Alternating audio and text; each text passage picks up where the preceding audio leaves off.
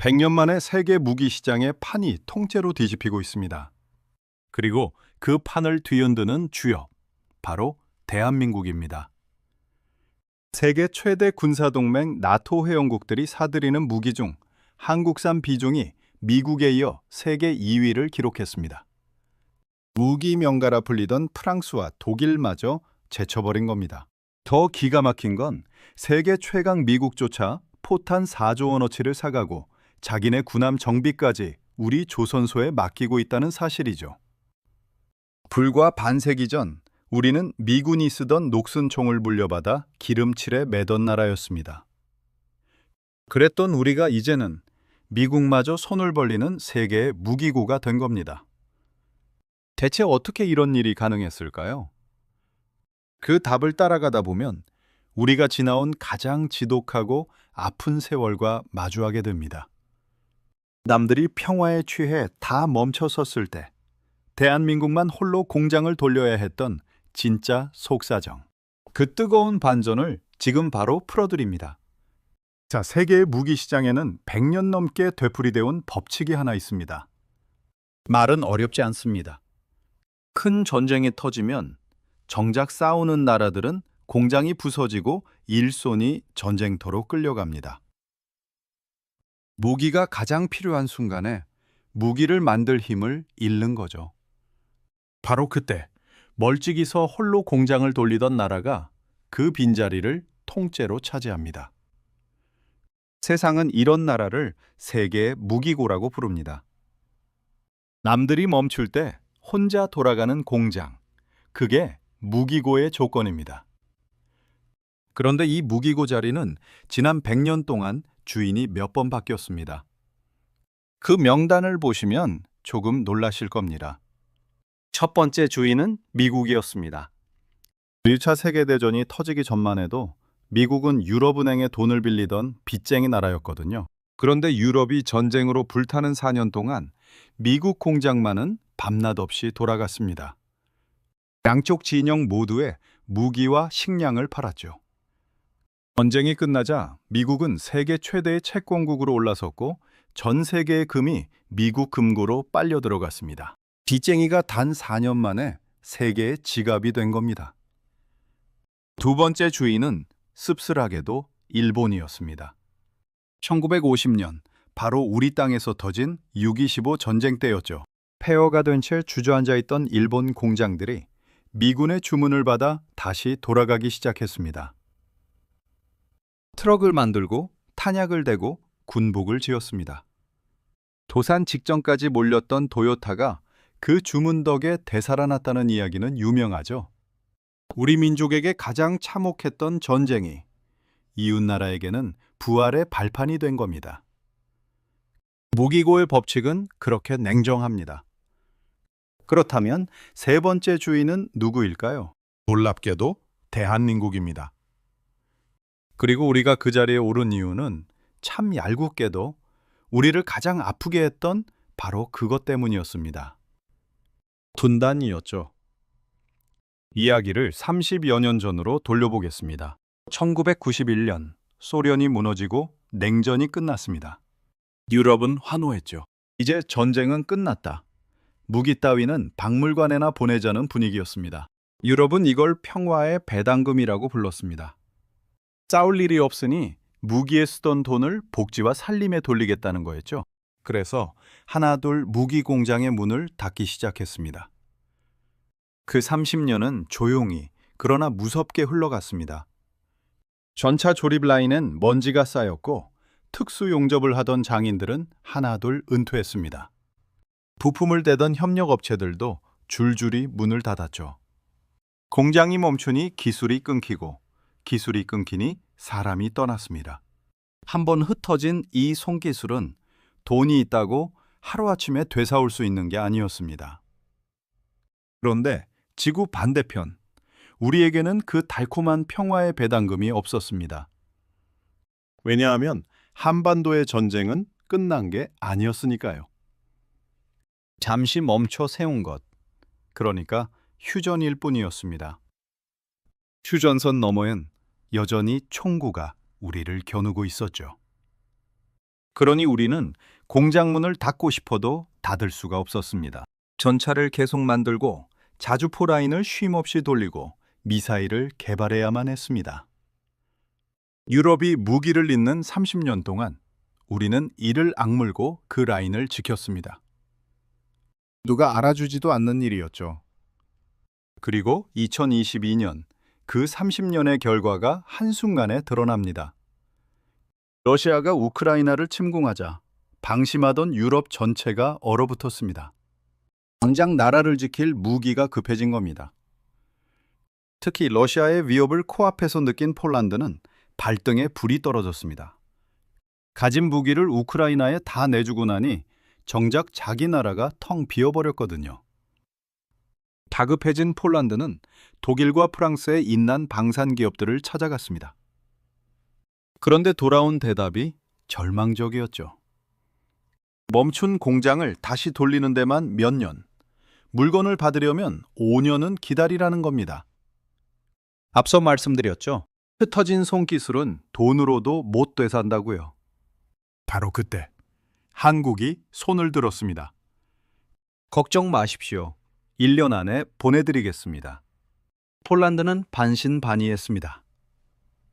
아시아의 저 작은 나라가 무슨 수로 싶었겠죠? 하지만 선택의 여지가 없었습니다. 그리고 한국은 정말로 해냈습니다. 계약한 지 반년 만에 K2 전차와 K9 자주포가 폴란드 항구에 내렸습니다. 유럽 관계자들은 눈을 의심했습니다. 남들이 멈춘 사이 30년을 멈추지 않은 공장. 그 힘을 두 눈으로 본 겁니다. 100년 전 미국이 그랬듯 이번엔 우리 차례가 온 거죠. 그런데 이건 그저 시작에 불과했습니다. 폴란드에서 시작된 이 흐름은 곧 유럽 전체로 번졌습니다. 자, 여기서 놀라운 숫자를 하나 보여드리겠습니다. 미국과 유럽이 뭉친 군사동맹, 나토라고 들어보셨을 겁니다. 이 나토 회원국들이 사들이는 무기 가운데 한국산이 차지하는 비중이 얼마나 될까요?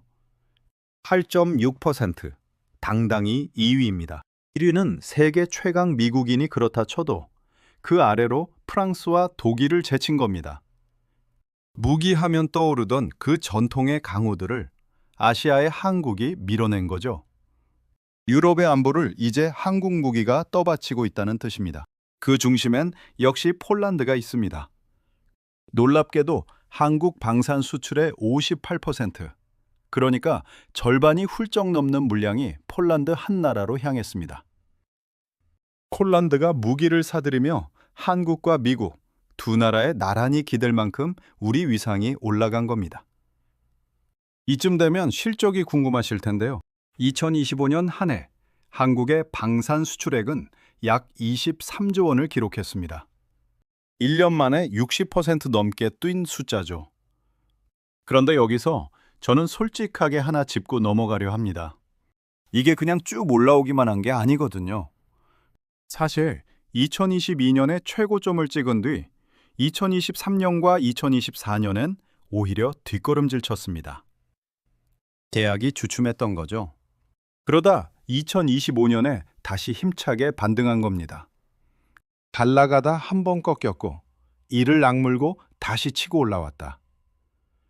저는 이게 마냥 우상향이라는 이야기보다 훨씬 믿음직하다고 생각합니다. 더 든든한 건 앞으로 만들 물량입니다. 한화 에어로스페이스, 현대 로템, LIG 넥스원, 그리고 한국항공우주산업. 이 방산 네 회사가 이미 계약해두고 아직 만들지 않은 일감. 이걸 수주장고라고 부르는데요. 그 규모가 무려 100조 원을 넘어섰습니다. 감이 잘 안 오실 텐데 앞으로 5년에서 10년 동안 쉬지 않고 만들 일감이 이미 창고에 쌓여 있다는 뜻입니다. 당장 내일부터 새 계약을 한 건도 못 따도 몇 년은 걱정 없다는 이야기죠. 실제로 한화 에어로스페이스는 창사 이래 처음으로 영업이익 3조 원 시대를 열었고 현대로템도 처음으로 1조 원 클럽에 이름을 올렸습니다. 그런데 진짜 세상을 놀라게 한 사건은 유럽이 아니라 중동의 하늘에서 터졌습니다. 사실 그동안 한국 무기에는 늘 따라다니는 꼬리표가 하나 있었습니다. 값은 싸고 성능도 괜찮은데 실전에서 써본 적이 없지 않냐는 거였죠. 카탈로그 성능이 아무리 좋아도 진짜 전쟁터에서 검증된 기록이 없다. 이게 우리의 아픈 약점이었습니다. 그런데 2026년 봄, 그 약점이 단 하루 만에 사라졌습니다. 무대는 중동, 아랍에미리트였습니다. 당시 미국과 이란 사이에 전운이 감돌던 상황이었는데요. 이란이 아랍에미리트를 향해 탄도미사일과 드론을 무더기로 쏟아부었습니다. 하늘을 새까맣게 덮으며 날아드는 미사일들. 그 앞을 막아선 것이 바로 한국산 요격미사일 천궁2였습니다. 결과가 어땠을까요? 소식통에 따르면 천궁2 2개 포대가 요격에 나서 날아든 표적의 96%가량을 맞춰 떨어뜨린 것으로 전해집니다. 30개가 날아오면 29개를 하늘에서 지워버린 셈이죠. 이게 왜 세계를 놀라게 했을까요? 그동안 중동의 하늘은 미국의 패트리엇 미사일이 수십 년간 독점해온 무대였습니다. 다른 대안이 없으니 중동 국가들은 비싼 값을 치르고도 울며 겨자 먹기로 미국 것을 사야 했죠. 그런데 천궁2의 가격은 패트리엇의 약 4분의 1 수준입니다. 값은 4분의 1인데 실전 성능은 대등하거나 그 이상이었던 겁니다. 카피캣이라던 그 딱지가 이란의 미사일이 떨어지던 그 하늘에서 완전히 벗겨졌습니다. 이 소식이 퍼지자 벌어진 광경이 상징적입니다. 다급해진 아랍에미리트가 천궁2를 한 발이라도 빨리 받으려고 안달이 났거든요. 문제는 이란이 원유 길목인 호르무즈 해협을 틀어막아 배로는 무기를 실어 나를 수가 없게 된 겁니다. 그러자 아랍에미리트는 어떻게 했을까요? 자국 수송기 C-17 8대를 대한민국 대구까지 직접 띄웠습니다. 그 큰 수송기 8대가 미사일을 싣겠다고 지구 반바퀴를 날아온 겁니다. 돈을 싸 들고 와도 이제는 줄을 서야 하는 몸. 한국 무기가 그런 대접을 받기 시작한 거죠. 그런데 말입니다. 지금까지 이야기, 유럽과 중동이 한국에 줄을 섰다는 이 이야기조차 사실은 진짜 반전이 아니었습니다. 진짜 반전의 주인공은 다름 아닌 미국이었습니다. 세계 최강의 군사대국 미국. 그 미국이 자기 무기를 만들지 못해 한국에 손을 벌린다면 믿으시겠습니까? 그런데 이게 지금 실제로 벌어지는 일입니다. 앞서 도입에서 말씀드렸던 그 포탄 4조 원 이야기, 이제 제대로 풀어보겠습니다. 우크라이나 전쟁이 길어지면서 포탄이 그야말로 밑빠진 독처럼 소모됐습니다. 그런데 미국도 유럽도 이 포탄을 빠르게 찍어낼 공장이 없었습니다. 30년간 무기를 잊고 지낸 대가였죠. 그래서 세계 최강 미국이 눈을 돌린 곳이 한국이었습니다. 미국은 한국산 155mm 포탄을 약 4조 원어치 사들였습니다. 단일 탄약 거래로는 미군 역사상 최대 규모였죠. 미군 군수 담당자의 말이 인상적입니다. 이 정도 속도와 품질과 가격으로 포탄을 대줄 나라는 지금 지구상에 한국뿐이라는 거였죠. 한때 미국이 원조로 총을 건네주던 나라에 이제 미국이 포탄을 사겠다고 줄을 선 겁니다.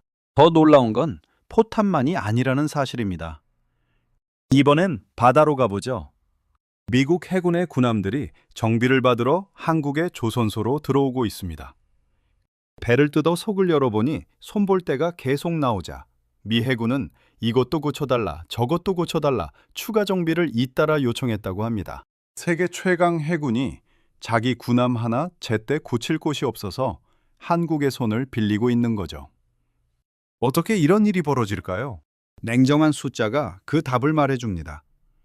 지금 미국은 군함 한 척을 만드는 데 드는 비용이 한국의 6배에 달합니다. 전 세계 배를 짓는 물량에서 미국이 차지하는 비중은 0.04%. 사실상 없는 거나 마찬가지죠. 반면 중국은 무섭게 함정을 불려가고 있습니다. 미국 군함이 290척인데 중국은 2030년까지 435척을 채우겠다고 달려들고 있죠. 미국은 발등에 불이 떨어졌는데 정작 배를 지을 손이 없습니다. 그러니 동맹인 한국에 기댈 수밖에요. 자, 이제 도입에서 드린 질문의 답이 보이시나요? 왜 세계 최강 미국이 한국 방산의 질주를 막지 않느냐? 막기는커녕 미국 자신이 한국이라는 무기고에 기대야 하는 처지이기 때문입니다. 이제 무기를 얻어쓰던 나라가 이제 그 미국의 포탄과 군함을 책임지는 나라가 됐습니다. 무기고의 세 번째 주인, 그 자리가 이렇게 채워지고 있는 겁니다. 그렇다면 한국은 이 기회를 어떻게 요리하고 있을까요? 한국은 무기를 한 번 팔고 끝내지 않았습니다. 사실 진짜 장사는 판 다음부터거든요. 여러분, 정수기 한 대 들이면 그걸로 끝이 아니죠. 매달 필터 갈고, 기사님 불러 점검받고, 그 회사와의 인연이 몇 년씩 이어집니다. 무기도 똑같습니다. 수십억짜리 전차 한 대를 사면 그걸 20년, 30년을 씁니다. 그동안 부품을 갈아 끼워야 하고 소프트웨어를 손봐야 하고 다루는 군인도 교육해야 하죠. 그런데 이 부품과 정비를 오직 무기를 판 나라에서만 가져올 수 있습니다. 주격이 그 나라에 맞춰져 있으니 다른 데서 사오고 싶어도 방법이 없거든요. 한번 한국 무기를 들이면 앞으로 수십 년을 한국이라는 회사와 이어질 수밖에 없는 구조입니다. 무기라는 물건 하나를 판 게 아니라 그 나라의 국방을 통째로 우리 방식에 묶어두는 거죠. 여기서 한국은 한 걸음 더 나아갔습니다. 아예 폴란드 땅에 공장을 짓기로 한 겁니다. 현대로템이 폴란드 기업과 손잡고 현지 업체 11곳과 함께 전차를 직접 만들고 정비하는 거점을 세우고 있습니다. 2028년쯤 이 라인이 돌기 시작하면 폴란드 맞춤형 전차가 그 땅에서 쏟아져 나오게 됩니다. 그런데 핵심은 공장이 아닙니다. 이 공장에서 쓰는 정비 지침은 한국어가 기준이고 부품 규격도 한국 표준을 따릅니다. 폴란드 군인들이 한국식으로 훈련받고 한국식 매뉴얼로 전차를 다루게 되는 거죠. 만약 이 전차가 이웃한 루마니아나 노르웨이로 퍼져나간다면 유럽 대륙의 국방 표준이 서서히 한국식으로 물들어가는 셈입니다. 이게 어딘가 익숙하지 않으십니까? 100년 전 미국이 걸었던 바로 그 길입니다. 그때 미국은 무기만 판 게 아니라 돈을 빌려주며 자기네 금융 방식을 유럽에 심었습니다. 오늘날 온 세계가 달러를 쓰게 된 뚜리가 바로 거기에 있죠. 지금 한국은 무기를 지렛대 삼아 우리만의 기술 표준을 상대 나라 안방에 심고 있는 겁니다. 게다가 그 시선은 이미 다음 세대를 향해 있습니다. 인공지능이 조종하는 무인 전차, 수백 대가 한 몸처럼 움직이는 드론 부대, 우주 위성까지 방산에서 번 돈과 기술이 미래 산업의 씨앗이 되는 거죠. 자, 그런데 말입니다. 여기까지 듣고 나면 마냥 장밋빛 같지만 저는 솔직하게 짚어야 할 그늘도 분명히 있다고 봅니다. 첫째, 지금의 이 호황이 전쟁 덕분이라는 냉정한 사실입니다. 우크라이나 전쟁, 중동의 위기. 이런 포성이 먹고 평화가 오면 지금 넘쳐나던 무기 주문도 신기루처럼 줄어들 수 있습니다. 남의 불행 위에 선 호황은 그 불행이 끝나면 함께 흔들리는 법이니까요. 둘째, 수출이 폴란드 한 나라에 지나치게 쏠려 있다는 점입니다. 앞서 우리 방산 수출의 절반이 넘는 물량이 폴란드로 갔다고 말씀드렸죠. 이건 자랑이면서 동시에 약점입니다. 폴란드의 정권이 바뀌거나 나라 사정이 어려워지면 우리 방산 전체가 휘청일 수 있거든요. 한 바구니에 계란을 너무 많이 담아둔 겁니다. 셋째, 이건 방산업계에서 일하시는 분들이 실제로 지적하는 대목인데요. 지금의 성과가 한화, 현대로템 같은 몇몇 큰 기업에 집중돼 있다는 겁니다. 정작 그 아래에서 부품을 대는 수많은 중소업체들에게는 그 온기가 충분히 닿지 않는다는 목소리가 있습니다. 또 하나, 우리가 자랑하는 전투기 KF-21은 4.5세대 전투기입니다. 그런데 세계는 벌써 6세대 전투기를 넘보고 있죠. 지금 잘 만드는 것에 취해 있다가는 다음 세대의 기술 경쟁에서 뒤처질 수 있다는 뼈아픈 경고입니다. 넷째, 가장 근본적인 차이입니다. 100년 전의 미국을 떠올려 보십시오. 미국은 본토가 공격받은 적도 없고 땅도 넓고 자원도 사람도 넘쳐났습니다. 반면 우리는 어떻습니까? 국토는 좁고 자원은 부족하고 인구는 줄어들고 있으며 무엇보다 코앞에 위협을 두고 있죠. 미국이 걸었던 길을 우리가 그대로 걸을 수 있다고 장담하는 건 솔직히 지나친 낙관입니다. 그래서 저는 이 이야기를 마냥 자랑으로만 끝내고 싶지 않습니다. 우리가 대단한 자리에 오른 건 분명한 사실입니다. 하지만 이 자리를 지키려면 냉정하게 우리 발밑을 봐야 합니다. 방심하는 순간 무기고의 주인 자리는 또 다른 나라로 넘어갈 테니까요. 100년 동안 주인이 3번 바뀌었다는 걸 우리는 이미 앞에서 봤습니다. 자, 이제 처음의 질문으로 돌아가 보겠습니다. 미제 무기를 물려받아 쓰던 나라가 어떻게 세계 최강 미국에 포탄 4조 원어치를 팔고 그 군함까지 고쳐주는 나라가 됐을까요? 무슨 대단한 행운이 따랐던 게 아닙니다. 남들이 평화에 취해 공장문을 닫는 30년 동안 우리는 이를 악물고 그 라인을 지켰습니다. 그 지겹고 고단한 버팀이 100년 만에 찾아온 기회 앞에서 빛을 발한 것뿐이죠. 사실 이건 방산만의 이야기가 아닙니다. 반도체도 그랬고 조선도 자동차도 그랬습니다. 안 된다는 비웃음 속에서 누군가는 묵묵히 라인을 지키고 기술을 갈고 닦았습니다. 그 사람들이 누구겠습니까? 바로 이 영상을 보고 계신 여러분, 그리고 여러분의 부모님 세대입니다. 못 먹고 못 입으면서도 공장을 멈추지 않았던 그 세월이 있었기에 오늘 우리가 이 자리에 선 겁니다. 지금의 대한민국은 여러분이 흘린 땀 위에 세워진 나라입니다. 다만 잊지 말아야 할 것이 하나 있습니다. 앞서 무기고의 두 번째 주인이 일본이었다고 말씀드렸죠. 그 일본은 전쟁 특수로 손해진 기회를 미래로 이어가지 못하고 결국 긴 침체에 빠졌습니다. 지금 우리 앞에도 똑같은 갈림길이 놓여 있습니다.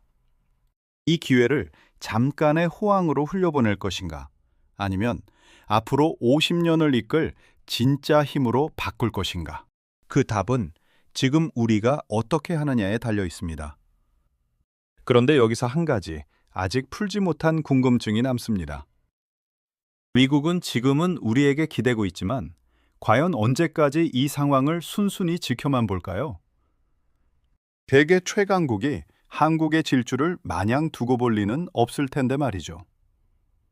이 미묘한 줄다리기, 미국의 진짜 속내는 무엇인지 다음 영상에서 깊이 파헤쳐 보겠습니다.